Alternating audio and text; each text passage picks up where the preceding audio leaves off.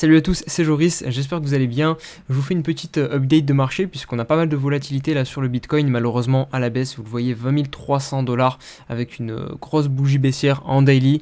Il n'y a pas ma caméra, donc vraiment là c'est une vidéo rapide pour vous faire l'update, vous dire un peu ce que je pense de cette baisse du marché. Au niveau des news, on a aussi du coup quelques news qui ont impacté le prix du Bitcoin, enfin en tout cas qui sortent en même temps que cette baisse. C'est souvent comme ça. Regardez, on a Joe Biden qui souhaite instaurer une taxe de 30% sur l'électricité utilisée pour miner des cryptos. On a le procureur général de New York qui affirme qu'Ethereum est une security dans le procès KuCoin. Et KuCoin, on y vient puisque KuCoin est poursuivi en justice par le régulateur américain. Donc voilà, comme souvent dans les baisses de marché, on a le petit florilège comme ça de news baissières.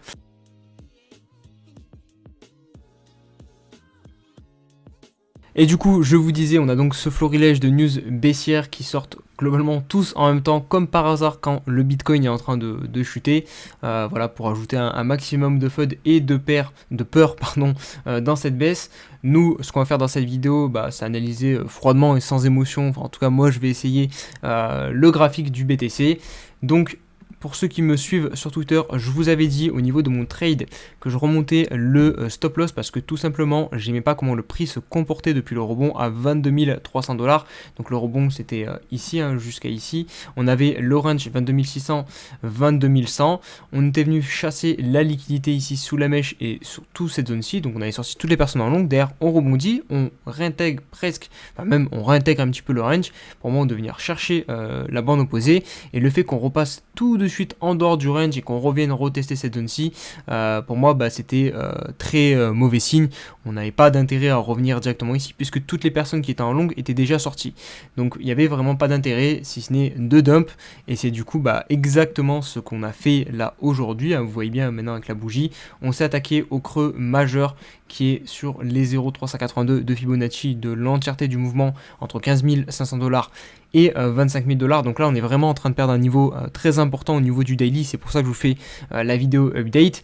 Et du coup, pour revenir au tweet, je vous disais que donc je déplaçais mon stop loss qui était initialement sous la structure daily, donc ici à 21 300, je l'ai déplacé en fait sous la structure ici, au cas où ici on marque vraiment un bottom et on remonte, mais j'y croyais pas trop. Donc voilà, j'ai mis mon stop loss là, 21 700, et bien évidemment il a été pris puisque on est venu chercher les 20 000 dollars tout pile.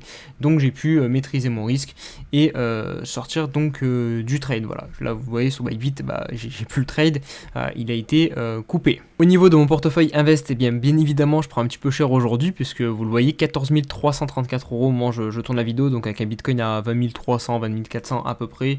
Voilà, il y a du bien rouge foncé avec l'IGLD qui prend moins 11%, moins 7% sur l'Ether, moins 7, moins 8% quasiment sur le Bitcoin aussi. Donc voilà, ça fait un petit peu mal.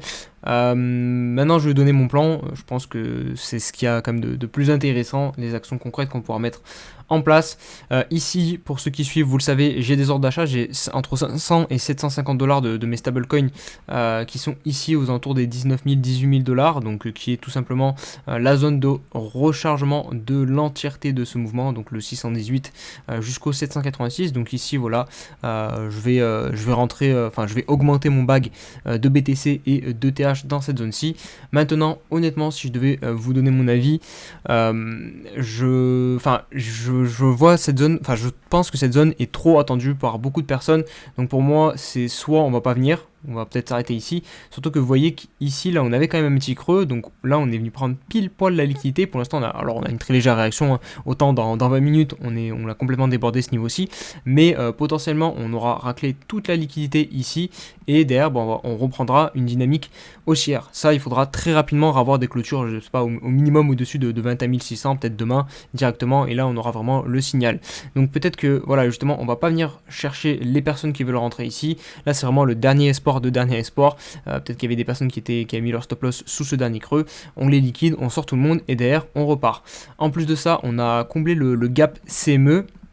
Alors ça peut être bon et mauvais en même temps, puisque en général les gaps de rupture à la hausse, je vais passer sur le graphique du CME pour vous montrer, vous voyez ici on avait le trou de cotation, là voilà il est complètement comblé. Du coup attention parce que le marché est fermé, ah non ça a été comblé juste avant, sinon il n'y aurait pas la bougie, donc oui ça a bien été comblé. Du coup ça peut être bon signe dans le sens où en général 90% des gaps sont comblés, donc maintenant qu'il est comblé, on n'a plus besoin de revenir, mais en général les gaps de rupture, on ne va pas les combler, on les comble pas tout de suite, donc là on l'a comblé, ça peut être mauvais signe, et on peut reprendre peut-être la dynamique maintenant qui est baissière au niveau du moyen terme, depuis les 70 000 $. Donc voilà, ça faudra faire attention. Voilà, perso c'est soit on s'arrête sur cette zone-ci, si on va dans la zone de rechargement, donc comme je vous l'ai dit 18 000, 17 000 ici, là globalement, j'ai du mal à me dire que vraiment on réussira à poser un bottom dans cette zone parce qu'elle est quand même beaucoup trop attendue par les personnes. Alors oui, j'ai mis mes ordres d'achat parce que ça reste rationnel d'acheter ici, je trouve, mais je ne serais pas surpris qu'on déborde soit cette zone ou alors qu'on s'arrête un petit peu avant. Mais vu que c'est de l'achat pour de l'investissement, enfin pour du plus long terme, voilà, que j'achète ici, ici ou ici, bon ça change pas grand chose, c'est quelques petits pourcents de différence. Et on va terminer. Et on va conclure la vidéo avec Et on va conclure la vidéo avec une... Et on va conclure la vidéo sur l'hebdomadaire, donc une bougie égale une semaine, Et on va conclure la vidéo avec une... Et on va conclure la vidéo avec la vue... Et on va conclure la vidéo en hebdomadaire, donc une bougie égale une semaine, Et on va conclure la vidéo en prenant un petit peu de recul sur la vue hebdomadaire.